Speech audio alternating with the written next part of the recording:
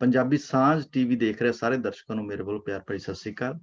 ਜਿਵੇਂ ਕਿ ਆਪ ਸਭ ਨੂੰ ਪਤਾ ਹੈ ਕਿ ਆਪਾਂ ਹਰ ਵਾਰ ਜਦੋਂ ਵੀ ਪ੍ਰੋਗਰਾਮ ਕਰਦੇ ਹੈਗੇ ਆ, ਸੱਤ ਰੰਗ ਪ੍ਰੋਗਰਾਮ ਦੇ ਵਿੱਚ ਆਪਾਂ ਵੱਖ-ਵੱਖ ਉਹਨਾਂ ਸ਼ਖਸੀਅਤਾਂ ਨੂੰ ਜਾਂ ਉਹਨਾਂ ਸੱਜਣਾ ਮਿੱਤਰਾਂ ਨੂੰ ਦਰਸ਼ਕਾਂ ਦੇ ਨਾਲ ਰੂਬਰੂ ਕਰਦੇ ਹਾਂ, ਜਿਨ੍ਹਾਂ ਨੇ ਹਮੇਸ਼ਾ ਹੀ ਜ਼ਿੰਦਗੀ ਦੇ ਵਿੱਚ ਜਾਂ ਆਪਣਾ ਜਿਹੜਾ ਵੀ ਸਫ਼ਰ ਹੈਗਾ ਉਹਦੇ ਵਿੱਚ ਸਮਾਜ ਸੇਵੀ ਕੰਮ ਕੀਤੇ ਆ, ਲੋਕ ਭਲਾਈ ਦੇ ਕੰਮ ਕੀਤੇ ਆ ਜਾਂ ਹਮੇਸ਼ਾ ਹੀ ਲੋਕ ਹਿੱਤੂ ਜਾਂ ਜਿਹੜੀਆਂ ਸਮੇਂ ਦੀਆਂ ਸਰਕਾਰਾਂ ਹੈਗੀਆਂ, ਉਹਨਾਂ ਦੇ ਜਿਹੜੇ ਗਲਤ ਕੰਮ ਹੈਗੇ ਆ, ਉਹਨਾਂ ਨੇ ਹਮੇਸ਼ਾ ਹੀ ਠਿੱਕ ਠੋਕ ਕੇ ਉਹਨਾਂ ਨੇ ਗੱਲਬਾਤ ਕੀਤੀ ਹੈਗੀ ਆ।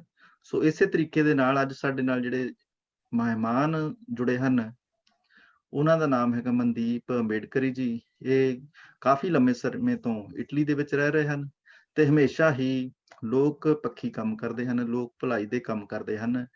ਅਸੀਂ ਉਹਨਾਂ ਨਾਲ ਗੱਲਬਾਤ ਕਰਾਂਗੇ। ਸਭ ਤੋਂ ਪਹਿਲਾਂ ਮਨਦੀਪ ਅੰਬੇਡਕਰ ਜੀ, ਆਪ ਜੀ ਨੂੰ ਬਹੁਤ-ਬਹੁਤ ਜੈ ਭੀਮ, ਜੈ ਭਾਰਤ, ਸਤਿ ਸ੍ਰੀ ਅਕਾਲ। ਆਪ ਜੀ ਦਾ ਪੰਜਾਬੀ ਸਾਂਝ ਟੀਵੀ ਤੇ ਸਵਾਗਤ ਹੈ ਜੀ। ਪੰਜਾਬੀ ਸਾਂਝ ਟੀਵੀ ਦੇਖ ਰਹੇ ਸਮੁੱਚੀ ਮਾਨਵਤਾ ਨੂੰ ਜੈ ਭੀਮ, ਜੈ ਭਾਰਤ। ਵਾਹਿਗੁਰੂ ਜੀ ਕਾ ਖਾਲਸਾ, ਵਾਹਿਗੁਰੂ ਜੀ ਕੀ ਫਤਿਹ। ਮੈਂ ਮਨਦੀਪ ਅੰਬੇਡਕਰ ਇਟਲੀ ਧੰਨਵਾਦ ਕਰਦਾ ਹਾਂ ਪਵਨ ਪ੍ਰਵਾਸੀ ਜੀ ਔਰ ਪੂਰੀ ਟੀਮ ਦਾ, ਜਿਨ੍ਹਾਂ ਨੇ ਇੱਕ ਨਿਮਾਣੇ ਜਿਹੇ ਮਹਾਂਪੁਰਸ਼ਾਂ ਦੇ ਸਿਪਾਹੀ ਨੂੰ ਆਪਣੀ ਵਿਚਾਰਧਾਰਾ ਰੱਖਣ ਦਾ ਮੌਕਾ ਦਿੱਤਾ। ਮਨਦੀਪ ਜੀ, ਸਭ ਤੋਂ ਪਹਿਲਾਂ ਮੇਰਾ ਸਵਾਲ ਤੁਹਾਨੂੰ ਇਹ ਹੈ ਕਿ ਜਿਹੜਾ ਤੁਹਾਡਾ ਨਾਮ ਹੈ, ਉਸ ਤੋਂ ਹੀ ਆਮ ਬੰਦਾ ਜਦੋਂ ਪਤਾ ਲੱਗਦਾ ਹੈ ਕਿ ਇਹਨਾਂ ਦਾ ਨਾਮ ਮਨਦੀਪ ਅੰਬੇਡਕਰ ਹੈ, ਤੇ ਉਸ ਦੇ ਦਿਮਾਗ ਵਿੱਚ ਇਹ ਗੱਲ ਚਲੀ ਜਾਂਦੀ ਹੈ ਕਿ ਵਿਅਕਤੀ ਕਿਤੇ ਨਾ ਕਿਤੇ ਅੰਬੇਡਕਰਿਜ਼ਮ ਦੇ ਫਲਸਫੇ ਨੂੰ ਫੋਲੋ ਕਰਦਾ ਹੈ ਜਾਂ ਕੁਛ ਉਹਨਾਂ ਦੀ ਵਿਚਾਰਧਾਰਾ ਨੂੰ ਮੰਨਦਾ ਹੈਗਾ। ਇਹ ਆਪਣੇ ਥੋੜਾ ਜਿਹਾ ਤਰਤੀਬ ਵਿੱਚ ਦੱਸਿਓ ਕਿ ਤੁਹਾਡਾ ਨਾਮ ਦੇ ਪਿੱਛੇ ਅੰਬੇਡਕਰ ਲੱਗਾ ਹੋਇਆ, ਇਸ ਤੇ ਕੀ ਕਾਰਨ ਹਨ, ਕਿਉਂ ਤੁਸੀਂ ਇਹ ਕੀਤਾ ਹੋਇਆ ਇਸ ਤਰ੍ਹਾਂ?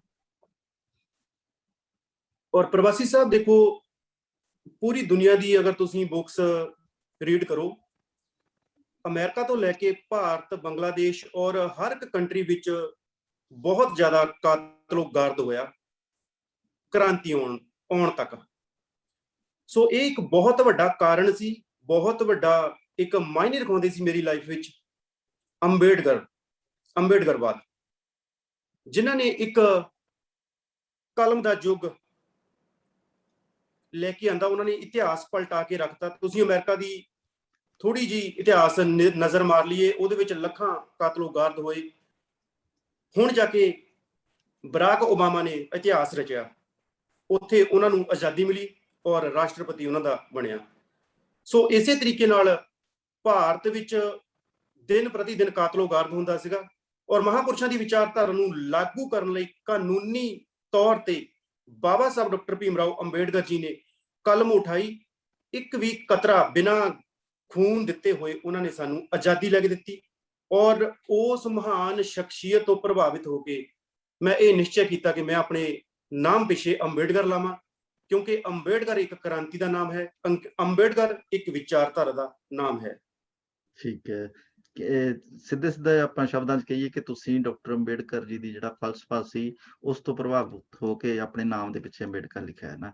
ਤੇ ਉਸ ਤੋਂ ਬਾਅਦ ਜਿਸ ਤਰ੍ਹਾਂ ਤੁਸੀਂ ਗੱਲ ਹੀ ਕੀਤੀ ਕਿ ਤੁਸੀਂ ਉਹਨਾਂ ਦੀ ਸ਼ਖਸੀਅਤ ਤੋਂ ਪ੍ਰਭਾਵਿਤ ਸੀਗੇ, ਕੀ ਤੁਸੀਂ ਮੰਨਦੇ ਹੋ, ਕਿਉਂਕਿ ਤੁਸੀਂ ਹਮੇਸ਼ਾ ਹੀ ਅੰਬੇਡਕਰਿਜ਼ਮ ਜਾਂ ਸਮਾਜ ਸੇਵੀ ਜਾਂ ਹੋਰ ਵੀ ਲੋਕ ਪੱਖੀ ਕੰਮਾਂ ਨੂੰ ਅਗਾਂਹ ਕਰਦੇ ਹੋ, ਪਰ ਜਿਹੜਾ ਸਮਾਜ ਹੈਗਾ, ਕੀ ਇਸਨੇ ਡਾਕਟਰ ਭੀਮ ਰਾਓ ਅੰਬੇਡਕਰ ਜੀ ਦਾ ਜਿਹੜਾ ਫਲਸਫਾ ਸੀਗਾ, ਉਸ ਨੂੰ ਮੰਨਿਆ ਜਾਂ ਉਸ ਦੇ ਉੱਤੇ ਚੱਲਣ ਦੀ ਕੋਸ਼ਿਸ਼ ਕੀਤੀ ਹੁਣ ਤੱਕ ਇਹਨਾਂ ਨੇ?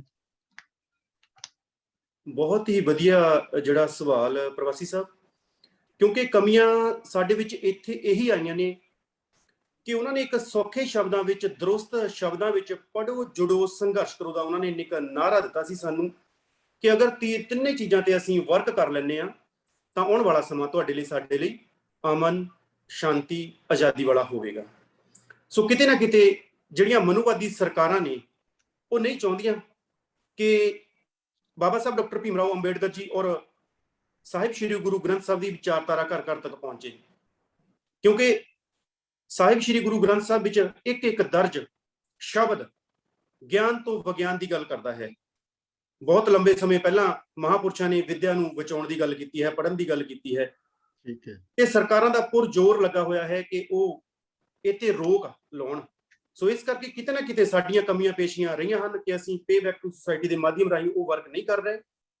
ਨਾਲ ਅਸੀਂ ਬੇਨਤੀ ਕਰਦੇ ਹਾਂ ਕਿ ਜਿਸ ਤਰ੍ਹਾਂ ਅਸੀਂ ਸਾਥੀ ਲੱਗੇ ਹੋਏ ਹਾਂ ਤੇ ਇਸ ਚੈਨਲ ਦੇ ਮਾਧਿਅਮ ਰਾਹੀਂ ਆਪ ਦੇ YouTube ਮਾਧਿਅਮ ਰਾਹੀਂ ਅਸੀਂ ਬੇਨਤੀ ਕਰਨਾ ਚਾਹੁੰਦੇ ਹਾਂ ਕਿ ਇਸ ਮੂਵਮੈਂਟ ਦਾ ਵੱਧ ਤੋਂ ਵੱਧ ਪ੍ਰਸਾਰ ਕਰੀਏ ਤਾਂ ਜੋ ਅਗਰ ਸਾਡੀ ਦਿਸ਼ਾ ਸਹੀ ਹੋਵੇਗੀ ਤੇ ਦਸ਼ਾ ਸਾਡੀ ਆਟੋਮੈਟਿਕ ਸਹੀ ਹੋ ਜਾਵੇਗੀ। ਠੀਕ ਹੈ ਨਾ।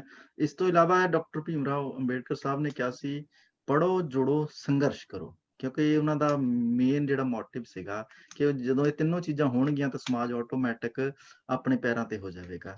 ਤੁਹਾਡੇ ਅਨੁਸਾਰ ਇਹ ਜਿਹੜੀਆਂ ਤਿੰਨੋਂ ਚੀਜ਼ਾਂ ਸੀ, ਪੜ੍ਹੋ, ਜੁੜੋ, ਸੰਘਰਸ਼ ਕਰੋ, ਇਸ ਨੂੰ ਹੁਣ ਤੱਕ ਕਿੰਨਾ ਕੁ ਅਮਲ ਵਿੱਚ ਹੋਇਆ ਇਹੋ, ਜਾਂ ਕਿੰਨੇ ਕੁ ਲੋਕ ਇਸ ਚੀਜ਼ ਨੂੰ ਦੇਖਦੇ ਆ ਜਾਂ ਪ੍ਰਮੋਟ ਕਰਦੇ ਆ ਵੀ ਪੜ੍ਹੋ ਲਿਖੋ ਸੰਘਰਸ਼ ਕਰੋ, ਇੱਕ ਜਿਹੜਾ ਸਹੀ ਮਾਇਨਿਆਂ ਵਿੱਚ ਇਸ ਤਰੀਕੇ ਨਾਲ ਹੋਣਾ ਚਾਹੀਦਾ?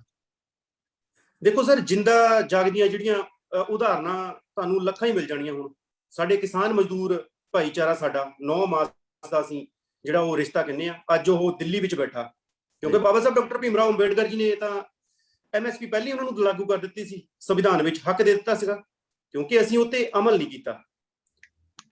ਗੁਰੂ ਗ੍ਰੰਥ ਸਾਹਿਬ ਵਿੱਚ ਦਰਜ ਬਾਣੀ ਉਹਨਾਂ ਨੇ ਵੀ ਸਾਨੂੰ ਇਕੱਠੇ ਹੋਣ ਦਾ ਨਾਰਾ ਮਾਰਿਆ, ਤੇ ਪਰ ਅਸੀਂ ਨਹੀਂ ਇਕੱਠੇ ਕੀਤੇ, ਨਾ ਹੋਏ।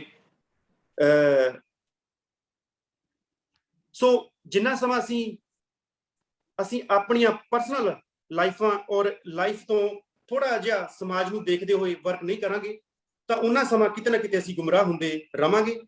ਬੇਨਤੀ ਆ ਪੂਰੇ ਪੰਜਾਬ, ਭਾਰਤ ਔਰ ਵਿਦੇਸ਼ੀ NRI ਵੀਰਾਂ ਨੂੰ ਕਿ ਜਿਸ ਤਰ੍ਹਾਂ ਸਾਡਾ ਕਿਸਾਨ ਭਾਈਚਾਰਾ ਰੋਡ ਤੇ ਬੈਠਾ ਹੈ, ਬਿਜਲੀ ਮਹਿੰਗੀ ਹੋ ਰਹੀ ਹੈ, ਗੈਸ ਮਹਿੰਗੀ ਹੈ, ਅਗਰ ਅਸੀਂ ਇਹਨਾਂ ਚੀਜ਼ਾਂ ਨੂੰ ਦੇਖ ਕੇ ਨਜ਼ਰ ਅੰਦਾਜ਼ ਕਰਾਂਗੇ ਤਾਂ ਅਸੀਂ ਹੋਰ ਵੀ ਦਲਦਲ ਵੱਲ ਜਾਵਾਂਗੇ। ਜਿਸ ਤਰ੍ਹਾਂ ਅਸੀਂ ਪਿਛਲੇ 2600 ਸਾਲ ਤੋਂ 5000 ਸਾਲ ਤੋਂ ਜਿਹੜਾ ਇਤਿਹਾਸ ਹੈ ਤੁਸੀਂ ਫੋਲ ਕੇ ਦੇਖ ਲਓ, ਅਸੀਂ ਉਹਨੂੰ ਵੱਧਦੇ ਜਾ ਰਹੇ ਹਾਂ। ਸੋ ਇਹੀ ਕਿਤੇ ਨਾ ਕਿਤੇ ਕਾਰਨ ਹੈ। ਸਾਨੂੰ ਉਹ ਕਾਰਨ ਦੇਖਣੇ ਪੈਣਗੇ, ਸਰਕਾਰਾਂ ਦੇ ਰਵੱਈਏ ਦੇਖਣੇ ਪੈਣਗੇ, ਆਪਣੇ ਆਪ ਨੂੰ ਫੈਡਰਾਈਜ਼ ਕਰਨੇ ਪੈਣਾ। ਪੜ੍ਹੋ, ਜੁੜੋ, ਸੰਘਰਸ਼ ਕਰੋ ਦਾ ਜਿਹੜਾ ਮੇਨ ਮਕਸਦ ਸੀਗਾ ਉਹ ਕੀ ਸੀ, ਉਹਨਾਂ ਨੂੰ ਸਾਨੂੰ ਘੋਖਣੇ ਪੈਣਾ। ਠੀਕ ਹੈ ਨਾ। ਇਸ ਤੋਂ ਇਲਾਵਾ ਵੀ ਡਾਕਟਰ ਅੰਬੇਡਕਰ ਸਾਹਿਬ ਨੇ ਜੋ ਵੀ ਆਮ ਦਲਿਤ ਸਮਾਜ ਕਹਿ ਲਓ ਜਾਂ ਪਛੜੀਆਂ ਸ਼੍ਰੇਣੀਆਂ OBC ST ਜਿੰਨੇ ਵੀ ਘੱਟ ਗਿਣਤੀਆਂ ਹੈਗੀਆਂ, ਉਹਨਾਂ ਦੇ ਲਈ ਉਹਨਾਂ ਨੇ ਜਿਹੜਾ ਕੰਮ ਕੀਤੇ ਹੈਗੇ ਆ, ਉਹ ਅੱਜ ਤੱਕ ਕੋਈ ਵਿਅਕਤੀ ਨਹੀਂ ਕਰ ਸਕਿਆ। ਕਿਉਂਕਿ ਜਿਹੜੇ ਵੀ ਅਧਿਕਾਰ ਉਹਨਾਂ ਨੇ ਲੈ ਕੇ ਦਿੱਤੇ ਹੈਗੇ ਆ, ਜਿਵੇਂ ਆਪਾਂ ਗੱਲ ਕਰ ਲਓ ਕਿ ਔਰਤ ਨੂੰ ਉਸ ਤੋਂ ਬਹੁਤ ਚਿਰ ਪਹਿਲਾਂ ਇਹ ਆਜ਼ਾਦੀ ਨਹੀਂ ਸੀਗੀ, ਪੜ੍ਹਨ ਲਿਖਣ ਦੀ ਆਜ਼ਾਦੀ ਨਹੀਂ ਸੀ, ਵੋਟ ਪਾਉਣ ਦਾ ਅਧਿਕਾਰ ਨਹੀਂ ਸੀ, ਫਿਰ ਆਮ ਲੋਕਾਂ ਨੂੰ ਵੀ ਵੋਟ ਪਾਉਣ ਦਾ ਅਧਿਕਾਰ ਡਾਕਟਰ ਭੀਮ ਰਾਓ ਅੰਬੇਡਕਰ ਜੀ ਨੇ ਲੈ ਕੇ ਦਿੱਤਾ। ਪਰ ਅਸੀਂ ਦੇਖਦੇ ਹਾਂ ਕਿ ਜਿਨ੍ਹਾਂ ਲੋਕਾਂ ਨੂੰ ਉਹਨਾਂ ਨੇ ਇੰਨੇ ਕੁ ਕਾਬਲ ਕਰ ਦਿੱਤਾ ਕਿ ਅੱਜ ਵਿਦੇਸ਼ਾਂ ਵਿੱਚ ਘੁੰਮ ਰਹੇ, ਅੱਛੀਆਂ ਜ਼ਿੰਦਗੀਆਂ ਬਤੀਤ ਕਰ ਰਹੇ ਹਨ, ਪਰ ਬਹੁਤੇ ਸਾਥੀ ਦੇਖਣ ਵਿੱਚ ਆਉਂਦਾ ਕਿ ਉਹਨਾਂ ਦਾ ਜਿਹੜਾ ਫਲਸਫਾ ਹੈਗਾ ਜਾਂ ਉਹਨਾਂ ਦੇ ਜਿਹੜੇ ਕੀਤੇ ਕੰਮ ਆ, ਉਹਨਾਂ ਨੂੰ ਉਹ ਆਪਾਂ ਪੰਜਾਬੀ 'ਚ ਕਹਿ ਲਓ ਕਿ ਟਿੱਚ ਕਰਕੇ ਨਹੀਂ ਜਾਣਦੇ। ਉਹ ਕਹਿੰਦੇ ਵੀ ਨਹੀਂ, ਉਹ ਇਸ ਗੱਲ ਨੂੰ ਤਿਆਰ ਨਹੀਂ। ਇਸ ਦੇ ਪਿੱਛੇ ਕੀ ਇਹ ਆਪਾਂ ਕੀ ਕਾਰਨ ਹੋ ਸਕਦੇ ਕਿ ਉਹਨਾਂ ਨੂੰ ਜਾਣਕਾਰੀ ਨਹੀਂ ਹੈਗੀ, ਜਾਂ ਉਹ ਜਾਣਬੁੱਝ ਕੇ ਕਰਦੇ ਆ, ਜਾਂ ਮਨੂਵਾਦੀ ਸਿਸਟਮ ਦੇ ਉਹ ਭੇਟ ਚੜੇ ਹੋਏ ਆ? ਬਹੁਤ ਬਹੁਤ ਧੰਨਵਾਦ ਹੈ ਸਰਕਾਰ। ਸਰ, ਜੋ ਤੁਸੀਂ ਸਰਕਾਰ ਦੀ ਹੁਣ ਗੱਲ ਕੀਤੀ ਹੈ, ਮਨੂਵਾਦੀ ਸਰਕਾਰਾਂ ਦੇ ਜੋ ਕਹਿ ਲਓ ਉਹਨਾਂ ਦੇ ਇਸ਼ਾਰਿਆਂ ਤੇ ਚੱਲਦੇ ਹਨ, ਰਿਮੋਟ ਉਹਨਾਂ ਦੇ ਕੋਲ ਨੇ, ਮਨੂਵਾਦੀ ਸਰਕਾਰਾਂ ਦੇ ਕੋਲ ਸਾਡੇ ਸਮਾਜ ਦੇ ਜਿਹੜੇ ਪੜ੍ਹੇ ਲਿਖੇ ਵਰਗ ਆ। ਬਾਬਾ ਸਾਹਿਬ ਡਾਕਟਰ ਭੀਮ ਰਾਓ ਅੰਬੇਡਕਰ ਜੀ ਨੇ ਕਿਹਾ ਸੀਗਾ ਕਿ ਮੈਨੂੰ ਮੇਰੇ ਪੜ੍ਹੇ ਲਿਖੇ ਸਮਾਜ ਨੇ ਧੋਖਾ ਦਿੱਤਾ, ਅਸੀਂ ਉੱਤੇ ਵਰਕ ਨਹੀਂ ਕੀਤਾ। ਕੁਝ ਸਮੇਂ ਬਾਅਦ ਇੱਕ ਹੋਰ ਇਨਸਾਨ ਕ੍ਰਾਂਤੀਕਾਰੀ ਰਹਿਬਰ ਪੈਦਾ ਹੋਇਆ, ਜਿਸਨੇ ਬਾਮ ਸੇਵ DS4 ਬਹੁਜਨ ਸਮਾਜ ਪਾਰਟੀ ਇੱਕ ਪਲੇਟਫਾਰਮ ਤਿਆਰ ਕੀਤਾ ਜੀ। ਬਾਮ ਸੇਵ ਬਣਾਉਣ ਦਾ ਉਹਨਾਂ ਦਾ ਕੀ ਕਾਰਨ ਸੀਗਾ ਕਿ ਉਹਨਾਂ ਨੇ ਜਿਹੜੀ ਕਮੀ ਮਹਿਸੂਸ ਕੀਤੀ ਬਾਬਾ ਸਾਹਿਬ ਡਾਕਟਰ ਭੀਮ ਰਾਓ ਅੰਬੇਡਕਰ ਜੀ ਨੇ ਕਿ ਮੈਨੂੰ ਮੇਰੇ ਪੜ੍ਹੇ ਲਿਖੇ ਸਮਾਜ ਵਰਗ ਨੇ ਧੋਖਾ ਦਿੱਤਾ, ਔਰ ਉਹਨਾਂ ਨੇ ਉਸ ਤੇ ਵਰਕ ਕੀਤਾ।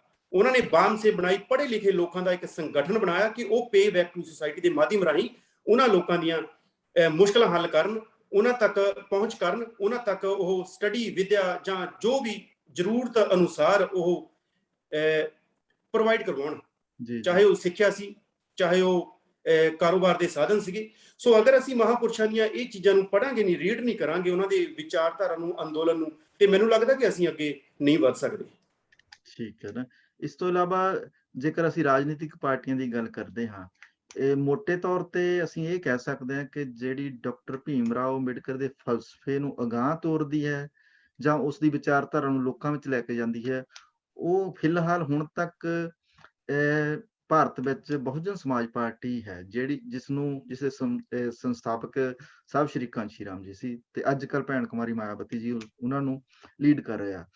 ਇਹ ਪਾਰਟੀ ਉਹਨਾਂ ਮਹਾਂਪੁਰਸ਼ਾਂ ਨੂੰ ਲੈ ਕੇ ਚੱਲਦੀ ਹੈ, ਪਰ ਪੰਜਾਬ ਦੀ ਜਦੋਂ ਅਸੀਂ ਗੱਲ ਕਰਦੇ ਹਾਂ, ਪੰਜਾਬ ਵਿੱਚ 33% ਲੋਕ ਜਿਹੜੇ ਘੱਟ ਗਿਣਤੀਆਂ ਦੇ ਹੈ, ਜਿਹਦੇ ਵਿੱਚ ਦਲਿਤ, SC ST OBC ਆ ਜਾਂਦੇ ਹੈਗੇ ਆ। ਪਰ ਜਦੋਂ ਅਸੀਂ ਵੋਟ ਬੈਂਕ ਦੀ ਗੱਲ ਕਰਦੇ ਹਾਂ, ਇਹਨਾਂ ਦੀ ਵੋਟ ਬੈਂਕ 1.5% ਤੋਂ ਉੱਪਰ ਵੱਧਦੀ ਨਹੀਂ ਹੈਗੀ। ਇਸ ਦੇ ਪਿੱਛੇ ਕੀ ਕਾਰਨ ਹੈ? ਕਿਉਂਕਿ ਜਿਨ੍ਹਾਂ ਲੋਕਾਂ ਲਈ ਉਸ ਰਹਿਬਰ ਨੇ ਇੰਨਾ ਕੁਝ ਕੀਤਾ, ਪਰ ਉਹ ਲੋਕ ਵੋਟ ਵਿੱਚ ਨਹੀਂ ਤਬਦੀਲ ਹੋ ਰਹੇ। ਕਿਉਂ ਨਹੀਂ ਹੋ ਰਹੇ? ਇਸ ਦੇ ਪਿੱਛੇ ਕੀ ਕਾਰਨ ਹੋ ਸਕਦੇ ਆ? ਸਰ ਦੇਖੋ, ਉਦਾਹਰਨ ਦੇ ਤੌਰ ਤੇ ਜਿਸ ਤਰ੍ਹਾਂ ਹਿਟਲਰ ਨੇ ਕਿਹਾ ਸੀਗਾ ਕਿ ਕਿਸੇ ਵੀ ਦੇਸ਼ ਦੀ ਜਨਤਾ ਨੂੰ ਗੁਲਾਮ ਰੱਖਣ ਲਈ ਉਹਨਾਂ ਨੂੰ ਇੰਨਾ ਕੁ ਜ਼ਿਆਦਾ ਨਿਚੋੜ ਦਿਓ, ਉਹ ਜੀਂਦੇ ਰਹਿਣ ਨੂੰ ਆਪਣੀ ਉਹ ਆਜ਼ਾਦੀ ਸਮਝਣ ਕਿ ਅਸੀਂ ਜੀਂਦੇ ਹਾਂ, ਕਿ ਸਾਨੂੰ ਇੰਨਾ ਹੀ ਮਾਨ ਸਨਮਾਨ ਬਹੁਤ ਹੈ। ਸੋ ਸੇਮ ਇਹੀ ਹਿਟਲਰ ਵਾਲੀ ਰਾਜਨੀਤੀ ਹੈ, ਸਾਡੇ ਗਰੀਬ ਭਾਈਚਾਰੇ ਨੂੰ ਨਿਚੋੜਿਆ ਜਾ ਰਿਹਾ ਹੈ। ਜਿਸ ਤਰ੍ਹਾਂ ਪਹਿਲਾਂ ਵੀ ਤੁਹਾਨੂੰ ਦੱਸ ਕੇ ਹਟਿਆ ਕਿ ਕਿਸਾਨ ਰੋਣਾ ਤੇ ਬੈਠਾ ਹੈ ਬਹੁਤ ਲੰਬੇ ਸਮੇਂ ਤੋਂ, ਕਿਉਂਕਿ ਇੰਨੇ ਲੰਬੇ ਅੰਦੋਲਨ ਨਹੀਂ ਚੱਲਣੇ ਚਾਹੀਦੇ। ਅਸੀਂ ਵਿਦੇਸ਼ਾਂ ਵਿੱਚ ਕਦੀ ਏਦਾਂ ਦੀਆਂ ਘਟਨਾਵਾਂ ਸੁਣੀਆਂ ਨਹੀਂ। ਮੀਡੀਆ ਵਿੱਚ ਇਸ ਤਰੀਕੇ ਨਾਲ ਸਾਡੀਆਂ ਧੀਆਂ ਭੈਣਾਂ ਨੂੰ ਬਦਨਾਮ ਕੀਤਾ ਜਾ ਰਿਹਾ ਹੈ। ਸਾਹਿਬ ਸ੍ਰੀ ਗੁਰੂ ਗ੍ਰੰਥ ਸਾਹਿਬ ਵਿੱਚ ਲਿਖਿਆ ਹੋਇਆ ਹੈ ਸਾਫ਼ ਸ਼ਬਦਾਂ ਵਿੱਚ, ਸੋ ਕਿਉਂ ਮੰਦਾ ਆਖੀਏ ਜਿਤ ਜੰਮੇ ਰਜਾਨ। ਔਰ ਭੈਣ ਜੀ ਹੁਣੀ ਪੂਰੇ ਭਾਰਤ ਨੂੰ ਚਲਾ ਰਹੇ, ਔਰ 50 ਪਾਰਟੀਆਂ ਦਾ ਜ਼ੋਰ ਲੱਗਾ ਹੋਇਆ ਹੈ ਕਿ ਭੈਣ ਜੀ ਦੀ ਆਵਾਜ਼ ਦਬਾਉਣ ਨੂੰ।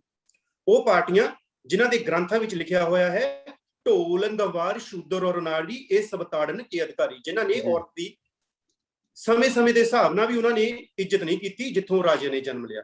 ਸੋ ਇਸ ਕਰਕੇ ਸਾਨੂੰ ਵੱਧ ਤੋਂ ਵੱਧ ਬਹੁਜਨ ਸਮਾਜ ਪਾਰਟੀ ਦੇ ਨਾਲ ਸਾਨੂੰ ਇਹ ਜ਼ਰੂਰ ਦੇਖਣਾ ਚਾਹੀਦਾ ਕਿ ਇੱਕ ਲੇਡੀਜ਼ ਲੀਡ ਕਰ ਰਹੀ ਆ, ਜਿਸ ਨੂੰ ਸਾਹਿਬ ਸ੍ਰੀ ਗੁਰੂ ਗ੍ਰੰਥ ਸਾਹਿਬ ਵਿੱਚ ਬਹੁਤ ਉੱਚਾ ਦਰਜਾ ਦਿੱਤਾ ਹੈ। ਅਸੀਂ ਵਿਰੋਧ ਨਾ ਕਰਦੇ ਹੋਏ ਅਗਰ ਅਸੀਂ ਸਰਕਾਰਾਂ ਦੀ ਰਣਨੀਤੀ ਸਮਝੀਏ ਤਾਂ ਮੈਨੂੰ ਲੱਗਦਾ ਆਉਣ ਵਾਲੇ ਸਮੇਂ ਵਿੱਚ ਅਸੀਂ ਕਾਮਯਾਬ ਹੋ ਸਕਦੇ ਹਾਂ। ਠੀਕ ਹੈ। ਇਸ ਤੋਂ ਇਲਾਵਾ ਜੇਕਰ ਅਸੀਂ ਵਿਦਿਅਕ ਪ੍ਰਣਾਲੀ ਦੀ ਗੱਲ ਕਰੀਏ, ਜਿਹੜਾ ਸਾਡਾ ਪੰਜਾਬ ਦਾ ਖਾਸ ਕਰ ਵਿਦਿਅਕ ਸਿਸਟਮ ਹੈਗਾ, ਉਹ ਇਸ ਵੇਲੇ ਇੰਨਾ ਕੁ ਨਿਘਾਰ ਵੱਲ ਜਾ ਚੁੱਕਾ ਹੈ ਕਿ ਹਰ ਵਿਅਕਤੀ ਇਹ ਚਾਹੁੰਦਾ ਕਿ ਇਸ ਨੂੰ ਆਪਣੇ ਬੱਚੇ ਨੂੰ ਪ੍ਰਾਈਵੇਟ ਸਕੂਲ ਜਾਂ ਗਵਰਨਮੈਂਟ ਸਕੂਲ, ਅੱਛੇ ਸਕੂਲ ਵਿੱਚ ਉਹਨੂੰ ਐਡਮਿਸ਼ਨ ਮਿਲ ਜਾਵੇ, ਪਰ ਸਰਕਾਰੀ ਸਕੂਲਾਂ ਵਿੱਚ ਉਹ ਜਾਣ ਦੇ ਲਈ ਜਾਣਾ ਨਹੀਂ ਚਾਹੁੰਦਾ। ਸਿਰਫ ਸਰਕਾਰੀ ਸਕੂਲਾਂ ਦੇ ਵਿੱਚ ਜਿਹੜੇ ਗਰੀਬ ਲੋਕ ਕਹਿ ਸਕਦੇ ਆ, ਘੱਟ ਗਿਣਤੀਆਂ ਹੈਗੀਆਂ, ਖਾਸ ਕਰ ਦਲਿਤ ਸਮਾਜ ਦੇ ਬੱਚੇ ਉਹੀ ਪੜ੍ਹਦੇ ਹੈਗੇ ਆ। ਤੇ ਗੌਰਮੈਂਟਾਂ ਨਹੀਂ ਚਾਹੁੰਦੀਆਂ ਕਿ ਸਰਕਾਰੀ ਸਕੂਲ ਵਧੀਆ ਕੁਆਲਿਟੀ ਵਿੱਚ ਵਧੀਆ ਐਜੂਕੇਸ਼ਨ ਪ੍ਰੋਵਾਈਡ ਕਰਵਾਉਣ। ਇਸ ਦੇ ਪਿੱਛੇ ਗੌਰਮੈਂਟਾਂ ਦੇ ਕੀ ਮਨਸ਼ਾ ਤੁਹਾਡੇ ਅਨੁਸਾਰ? ਦੇਖੋ, ਬਾਬਾ ਸਾਹਿਬ ਡਾਕਟਰ ਭੀਮ ਰਾਓ ਅੰਬੇਡਕਰ ਜੀ ਨੇ ਕਿਹਾ ਸੀ, ਵਿਦਿਆ ਉਹ ਸ਼ੇਰਨੀ ਦਾ ਦੁੱਧ ਹੈ ਜੋ ਪੀਵੇਗਾ ਦਹਾੜੇਗਾ। ਵਿਦਿਆ ਸਵਾਲਾਂ ਨੂੰ ਜਨਮ ਦਿੰਦੀ ਹੈ। ਵਿਦਿਆ ਅਕਸਰ ਤੁਹਾਨੂੰ ਨਜ਼ਰ ਅੰਦਾਜ਼ ਹੋਣ ਤੋਂ ਬਚਾਉਂਦੀ ਹੈ, ਕਿਉਂਕਿ ਤੁਹਾਨੂੰ ਦੱਸ ਦਿੰਦੀ ਹੈ ਕਿ ਤੁਹਾਡਾ ਹਿੱਸਾ ਕਿੱਥੇ ਪਿਆ ਹੈਗਾ ਤੇ ਉਹ ਕੌਣ ਖਾ ਰਿਹਾ ਹੈ। ਸੋ ਇਸ ਕਰਕੇ ਜਿਹੜੀਆਂ ਮਨੂਵਾਦੀ ਸਰਕਾਰਾਂ ਨੇ, ਚਾਹੇ ਉਹ ਕਾਂਗਰਸ ਨੇ, BJP ਨੇ, ਤੇ ਔਰ ਉਹਨਾਂ ਦਾ ਇੱਕ ਹੋਰ ਚਿਹਰਾ ਆਮ ਆਦਮੀ ਪਾਰਟੀ, ਉਹ ਕਿਸੇ ਵੀ ਤਰੀਕੇ ਨਾਲ ਰੂਬਰੂ ਤਾਂ ਜ਼ਰੂਰ ਹੋ ਰਿਹਾ ਹੈ, ਪਰ ਉਹ ਕਿਤੇ ਨਾ ਕਿਤੇ ਤੁਹਾਨੂੰ ਵਿਦਿਆ ਤੋਂ ਦੂਰ ਕਰ ਰਿਹਾ ਹੈ। ਤੁਸੀਂ ਦੇਖੋ, ਮਨੂਵਾਦੀ ਦੀ ਕਿਹੋ ਜਿਹੀ ਸੋਚ ਹੈ ਕਿ ਗੁਰੂ ਘਰਾਂ ਵਿੱਚੋਂ ਸ਼ਰਾਬ ਦੀਆਂ ਅਨਾਉਂਸਮੈਂਟਾਂ ਹੋਣੀਆਂ। ਸਾਨੂੰ ਗੁਰੂ ਘਰ ਮਹਾਂਪੁਰਸ਼ਾਂ ਦੀ ਵਿਚਾਰਧਾਰਾ ਤੋਂ ਦੂਰ ਕਰਕੇ ਸਾਡੇ ਹੀ ਕਸਬੇ ਕਬੀਲਿਆਂ ਦੇ ਵਿੱਚ ਜਿਹੜੇ ਉਹ ਠੇਕੇ ਖੋਲੇ ਜਾ ਰਹੇ ਹਨ। ਸੋ ਇਹ ਚੀਜ਼ਾਂ ਸਾਨੂੰ ਸੋਚਣੇ ਪੈਣੀਆਂ ਕਿ ਅਸੀਂ ਜਾ ਕਿੱਧਰ ਨੂੰ ਰਹੇ ਹਾਂ, ਕਿਉਂਕਿ ਜਿੰਨਾ ਸਮਾਂ ਸਾਡੀ ਦਿਸ਼ਾ ਨਹੀਂ ਸਹੀ ਤੇ ਦਸ਼ਾ ਸਾਡੀ ਉਹ ਕਦੀ ਵੀ ਨਹੀਂ ਸਹੀ ਹੋ ਸਕਦੀ। ਮਨੂਵਾਦੀ ਲੋਕ, ਸਰਕਾਰਾਂ ਨਹੀਂ ਚਾਹੁੰਦੀਆਂ। 70 ਸਾਲਾਂ ਵਿੱਚ ਸਾਨੂੰ ਇਹ ਸੋਚ ਲੈਣਾ ਚਾਹੀਦਾ, ਪਰਖ ਲੈਣਾ ਚਾਹੀਦਾ ਕਿ 70 ਸਾਲਾਂ ਵਿੱਚ ਜੋ ਸਾਡੇ ਇਟਾਲੀਆ ਵਿੱਚ ਜੋ ਪਿਛਲੇ 50 ਸਾਲਾਂ ਵਿੱਚ ਤਰੱਕੀ ਕੀਤੀ ਹੈ, ਤੇ ਉਹ ਪਿਛਲੇ 70 ਸਾਲਾਂ ਵਿੱਚ ਇੰਡੀਆ ਨੇ ਤਰੱਕੀ ਨਹੀਂ ਕੀਤੀ ਹੈ। ਸਾਨੂੰ ਚੀਜ਼ਾਂ ਸੋਚਣੀਆਂ ਚਾਹੀਦੀਆਂ ਔਰ ਯੂਥ ਨੂੰ ਇਹ ਚੀਜ਼ਾਂ ਸੋਚਣੇ ਪੈਣੀਆਂ ਪੇ ਬੈਕ ਟੂ ਸੁਸਾਇਟੀ ਦੇ ਮਾਧਿਅਮ ਰਾਹੀਂ। ਔਰ ਜਿਸ ਤਰ੍ਹਾਂ ਅਸੀਂ ਮੈਸੋਪੁਰ ਪਿੰਡ ਵਿੱਚ ਔਰ ਰਾਜਪੂਤਾਂ ਪੰਡੋਰੀ ਪਿੰਡ ਵਿੱਚ, ਖੁਰਲਾ ਕਿੰਗਰਾ ਵਿੱਚ, ਬਾਹੋਵਾਲ ਵਿੱਚ ਅਸੀਂ ਫ੍ਰੀ ਆਫ ਸਟੱਡੀ ਸੈਂਟਰ ਚਲਾ ਰਹੇ ਹਾਂ। ਤੇ ਇਸੇ ਤਰੀਕੇ ਨਾਲ ਤੁਹਾਨੂੰ ਸਾਨੂੰ ਰਲ ਮਿਲ ਕੇ ਮਿਹਨਤ ਕਰਨੀ ਪੈਣੀ ਹੈ। ਜੋ ਇਹ ਮੇਰੇ ਵਿਚਾਰ ਸਾਥੀ ਸੁਣਦੇ ਹਨ, ਉਹਨਾਂ ਨੂੰ ਇਹ ਮਿਹਨਤ ਕਰਨੀ ਪੈਣੀ ਹੈ, ਜਾਗਰੂਕ ਕਰਨੇ ਪੈਣਾ ਬੱਚਿਆਂ ਨੂੰ, ਉਹਨਾਂ ਨੂੰ ਵਿਚਾਰਧਾਰਾ ਦੱਸਣੀ ਪੈਣੀ ਹੈ ਕਿ ਕਿਉਂ ਮਹਾਂਪੁਰਸ਼ਾਂ ਨੂੰ ਅੰਦੋਲਨ ਆਰੰਭਣ ਦੀ ਜ਼ਰੂਰਤ ਪਈ। ਤਾਂ ਜਾ ਕੇ ਸਾਡਾ ਇਹ ਸਮਾਜ ਦਾ ਭਲਾ ਹੋਣਾ, ਤਦ ਜਾ ਕੇ ਸਮਾਜਿਕ ਪਰਿਵਰਤਨ ਹੋਣਾ ਤੇ ਸੱਤਾ ਵਿੱਚ ਅਸੀਂ ਕਾਬਜ਼ ਹੋਵਾਂਗੇ।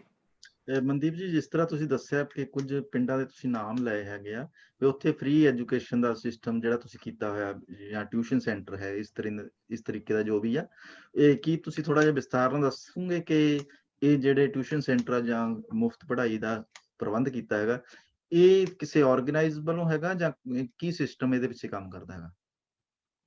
ਹਾਂਜੀ ਸਰ, ਬਿਲਕੁਲ ਪ੍ਰਵਾਸੀ ਸਾਹਿਬ, ਇਹ ਦਰਅਸਲ ਅਸੀਂ ਪਹਿਲਾਂ ਛੋਟੀਆਂ ਸੰਸਥਾਵਾਂ ਵਿੱਚ ਵੰਡੇ ਹੋਏ ਸੀਗੇ। ਉਸ ਤੋਂ ਬਾਅਦ ਕੁਝ ਕੁ ਸਾਥੀਆਂ ਨੇ ਉਪਰਾਲਾ ਕੀਤਾ ਕਿ ਅਸੀਂ ਕਿਉਂ ਨਾ ਰਲ ਮਿਲ ਕੇ ਕੁਝ ਵੱਡਾ ਕਰਨ ਦੀ ਕੋਸ਼ਿਸ਼ ਕਰੀਏ, ਕਿਉਂਕਿ ਅਸੀਂ ਅਗਰ ਅਸੀਂ ਇੱਕ ਬੱਚਾ ਵੀ ਅਡਾਪਟ ਕਰੀਏ ਤਾਂ ਅਸੀਂ ਉਹ ਕਵਰ ਨਹੀਂ ਕਰ ਸਕਦੇ, ਆਪਣਾ ਪਿੰਡ ਨਹੀਂ ਕਵਰ ਕਰ ਸਕਦੇ, ਅਸੀਂ ਪੂਰਾ ਪੰਜਾਬ ਨਹੀਂ ਕਵਰ ਕਰ ਸਕਦੇ। ਅਗਰ ਅਸੀਂ ਇੱਕ ਪਿੰਡ ਵਿੱਚ ਇੱਕ ਟਿਊਸ਼ਨ ਸੈਂਟਰ ਖੋਲ ਦਿੰਦੇ ਹਾਂ ਔਰ ਸਾਨੂੰ ਦੇਖਣ ਤੋਂ ਬਾਅਦ ਹੋਰ ਸੰਸਥਾਵਾਂ ਵੀ ਸਾਹਮਣੇ ਆਉਣਗੀਆਂ। ਤੇ ਜਿਸ ਤਰ੍ਹਾਂ ਅਸੀਂ ਦਿੱਲੀ ਵਿੱਚ ਸਿੰਘੂ ਬਾਰਡਰ ਉੱਤੇ ਤਕਰੀਬਨ 3 ਮਹੀਨੇ ਪਾਵਰ ਇਨ ਐਜੂਕੇਸ਼ਨ ਰਜਿਸਟਰਡ ਸੰਸਥਾ ਹੈਗੀ ਆ, ਤੇ ਉਹਦੇ ਵੱਲੋਂ ਅਸੀਂ ਲਾਇਬ੍ਰੇਰੀ ਓਪਨ ਕੀਤੀ, ਜਿਹਦੇ ਵਿੱਚ ਫ੍ਰੀ ਆਫ ਕਾਸਟ ਮਹਾਪੁਰਸ਼ਾਂ ਦੀਆਂ, ਚਾਹੇ ਸਿੱਖੀਜ਼ਮ ਨਾਲ ਬੁੱਧਿਜ਼ਮ ਨਾਲ ਜਿਹੜੀਆਂ ਰਿਲੇਟਡ ਬਾਬਾ ਸਾਹਿਬ ਡਾਕਟਰ ਭੀਮ ਰਾਓ ਅੰਬੇਡਕਰ ਦੀ ਵਿਚਾਰਧਾਰਾ ਅਸੀਂ ਫ੍ਰੀ ਆਫ ਕਾਸਟ ਦਿੱਤੀ। ਸੋ ਇਹਨਾਂ ਚੀਜ਼ਾਂ ਨੂੰ ਸਾਨੂੰ ਦੇਖਣੇ ਪੈਣਾ। ਤੇ ਇੱਕ BR ਅੰਬੇਡਕਰ ਵੈਲਫੇਅਰ ਸੁਸਾਇਟੀ ਔਰ ਦੂਸਰਾ ਪਾਵਰ ਇਨ ਐਜੂਕੇਸ਼ਨ, ਇਹ ਦੋ ਸੰਸਥਾਵਾਂ ਦੇ ਮਾਧਿਅਮ ਰਾਹੀਂ ਅਸੀਂ ਵਰਕ ਕਰ ਰਹੇ ਹਾਂ। ਔਰ ਪਿੰਡਾਂ ਵਿੱਚ ਅਸੀਂ ਪਿੰਡ ਸਾਂਭੇ ਹੋਏ ਨੇ ਕਿ ਕਿਹਨਾਂ ਪਿੰਡਾਂ ਵਿੱਚ ਕਿਹੜੇ ਚਿਹਰਿਆਂ ਨੇ ਵਰਕ ਕਰਨਾ ਤੇ ਕਿਸ ਤਰੀਕੇ ਨਾਲ ਵਰਕ ਕਰਨਾ। ਉਹਦੇ ਵਿੱਚ ਸਾਡੀਆਂ ਭੈਣਾਂ ਗਰਾਊਂਡ ਤੇ ਬਹੁਤ ਵੱਡੇ ਲੈਵਲ ਤੇ ਸਾਡਾ ਸਾਥ ਦੇ ਰਹੀਆਂ ਹਨ, ਤੇ ਅਸੀਂ ਉਹਨਾਂ ਨੂੰ ਸਲੂਟ ਕਰਦੇ ਹਾਂ ਔਰ ਆਸ ਕਰਦੇ ਹਾਂ ਕਿ ਸਾਡੀਆਂ ਜਿਹੜੀਆਂ ਭੈਣਾਂ ਆ, ਸਾਡੀਆਂ ਧੀਆਂ ਆ, ਮਾਵਾਂ ਆ, ਉਹ ਇਸ ਚੀਜ਼ ਵਿੱਚ ਹੋਰ ਵੀ ਅੱਗੇ ਵਧਣ, ਕਿਉਂਕਿ ਧੀ ਪੜ੍ਹੇਗੀ ਤਾਂ ਪੂਰਾ ਪਰਿਵਾਰ ਪੜ੍ਹੇਗਾ। ਜੀ ਜੀ। ਅਸੀਂ ਪਿੱਛੇ 1 ਮਹੀਨੇ ਦੀ ਜੇਕਰ ਗੱਲ ਕਰੀਏ, ਇਹ ਸਾਨੂੰ ਦੇਖਣ ਵਿੱਚ ਆਇਆ ਕਿ ਜਿਹੜੀਆਂ ਰਾਜਨੀਤਿਕ ਪਾਰਟੀਆਂ ਹਨ, ਜਿਵੇਂ ਕਾਂਗਰਸ ਪਾਰਟੀ ਦੀ ਗੱਲ ਜੇਕਰ ਕਰ ਲਈਏ, ਉਹਨਾਂ ਨੇ ਵੀ ਇਹ ਕਿਹਾ ਕਿ ਜੇਕਰ ਅਸੀਂ ਜਿੱਤਦੇ ਹੈਗੇ ਆ ਤੇ ਅਸੀਂ ਦਲਿਤ ਉਪ ਮੁੱਖ ਮੰਤਰੀ ਬਣਾਵਾਂਗੇ ਪੰਜਾਬ ਵਿੱਚ।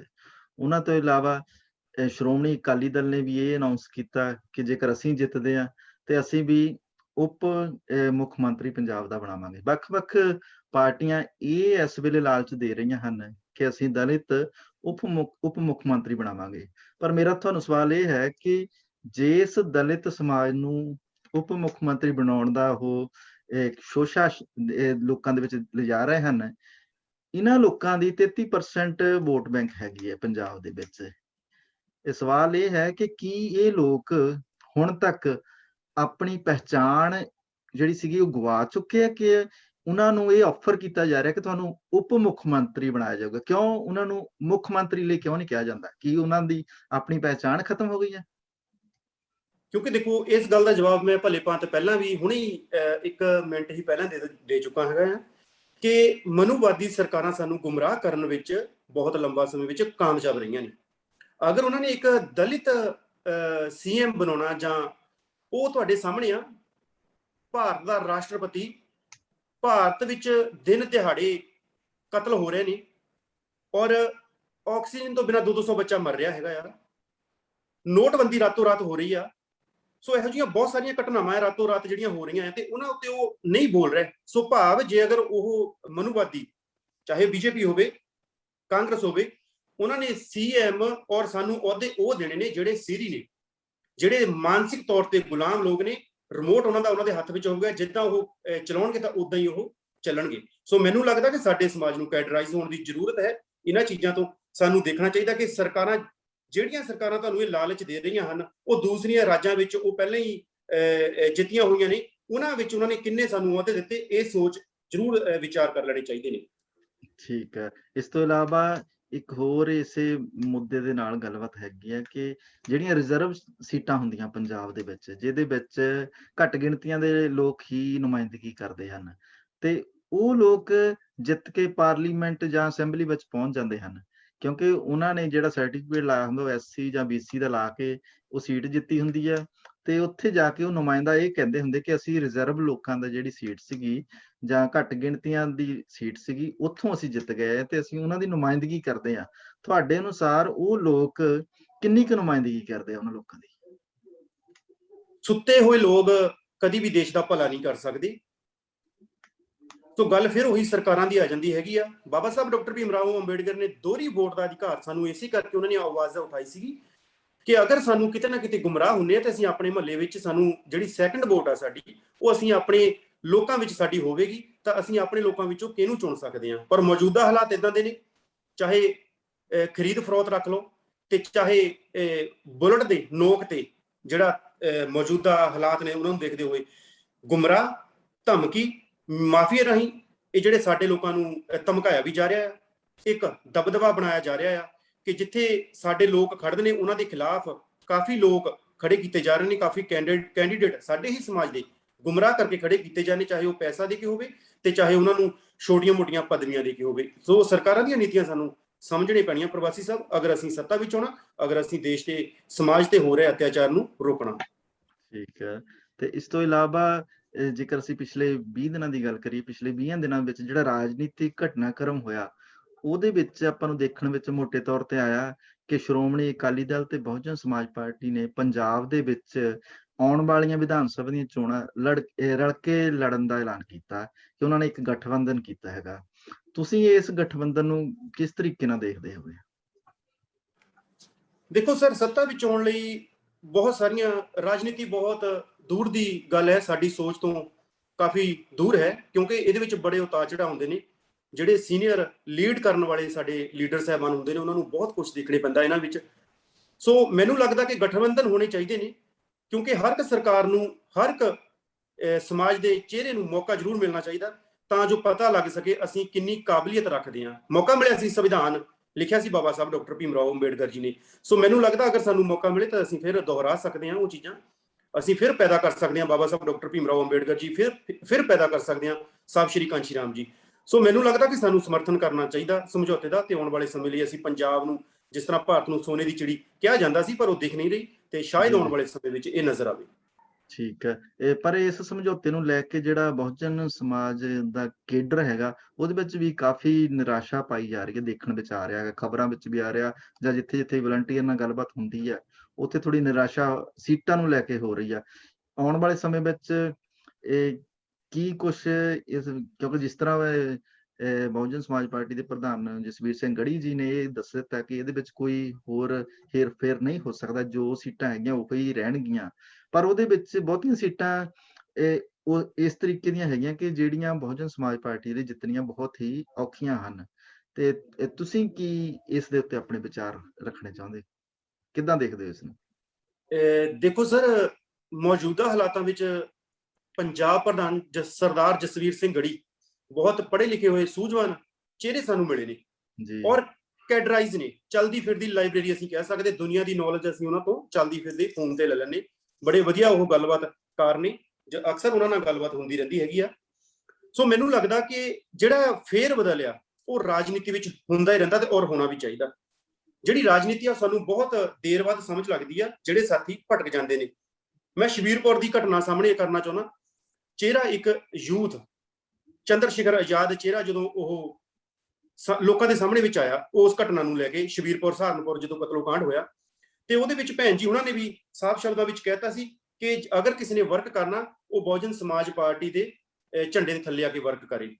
ਬਹੁਤ ਸਾਰੇ ਚਿਹਰਿਆਂ ਨੂੰ ਇਹ ਗੱਲ ਸਮਝ ਨਹੀਂ ਸੀ ਲੱਗੀ, ਉਹਨਾਂ ਨੇ ਵਿਰੋਧ ਕੀਤਾ ਸੀ ਕਿ ਸ਼ਾਇਦ ਭੈਣ ਜੀ ਦਾ ਜਿਹੜਾ ਉਹ ਡਿਸੀਜਨ ਆ ਉਹ ਗਲਤ ਹੋ ਸਕਦਾ, ਕਿਉਂਕਿ ਭੈਣ ਜੀ ਨੇ ਸਾਰੀ ਉਮਰ ਦਿੱਤੀ ਆ, ਉਹਨਾਂ ਨੇ ਪੈਦਲ ਤੋਂ ਸਾਈਕਲ ਤੋਂ ਉਹਨਾਂ ਨੇ ਜਿਹੜਾ ਉਹ ਸੱਤਾ ਤੱਕ ਦਾ ਰਸਤਾ ਉਹਨਾਂ ਨੇ ਦੇਖਿਆ, ਉਹਨਾਂ ਨੂੰ ਉਹ ਚੰਗੀ ਤਰ੍ਹਾਂ ਇਹ ਜਾਣਦੇ ਨੇ। ਸੋ ਮੈਨੂੰ ਲੱਗਦਾ ਗਠਬੰਧਨ ਦਾ ਸਾਨੂੰ ਸਮਰਥਨ ਕਰਨਾ ਚਾਹੀਦਾ। ਜਿਹੜੀਆਂ ਸਾਨੂੰ ਸੀਟਾਂ ਨਹੀਂ ਮਿਲੀਆਂ, ਸਾਨੂੰ ਫਰੰਟ ਤੇ ਵੀ ਦੇਖਣਾ ਚਾਹੀਦਾ। ਜਿਹੜੀ ਫਰੰਟ ਤੇ ਪਾਰਟੀ ਆ ਉਹਨਾਂ ਨੇ ਸਾਨੂੰ ਬਹੁਤ ਸਾਰੀਆਂ ਸੀਟਾਂ ਇਹੋ ਜਿਹੀ ਛੱਡੀਆਂ ਜਿੱਥੇ ਉਹਨਾਂ ਦੀ ਜਿਹੜੀ ਤਾਦਾਦ ਸੀਗੀ ਵੋਟਾਂ ਦੀ ਬਹੁਤ ਜ਼ਿਆਦਾ ਸੀਗੀ, ਤੇ ਕਿਤੇ ਨਾ ਕਿਤੇ ਉਹਨਾਂ ਵਿੱਚ ਵੀ ਇਹ ਰੋਸ ਹੋਵੇਗਾ। ਪਰ ਜਦੋਂ ਗਠਬੰਧਨ ਹੁੰਦਾ ਤੇ ਉਹਦੇ ਵਿੱਚ ਕੁਝ ਸ਼ਰਤਾਂ ਰੱਖੀਆਂ ਜਾਂਦੀਆਂ, ਕੁਝ ਸਾਨੂੰ ਜਿਹੜੀਆਂ ਸੀਟਾਂ ਆ ਉਹ ਛੱਡਣੀ ਵੀ ਪੈ ਸਕਦੀਆਂ ਤੇ ਕੁਝ ਸਾਨੂੰ ਮਿਲ ਵੀ ਸਕਦੀਆਂ ਨੇ।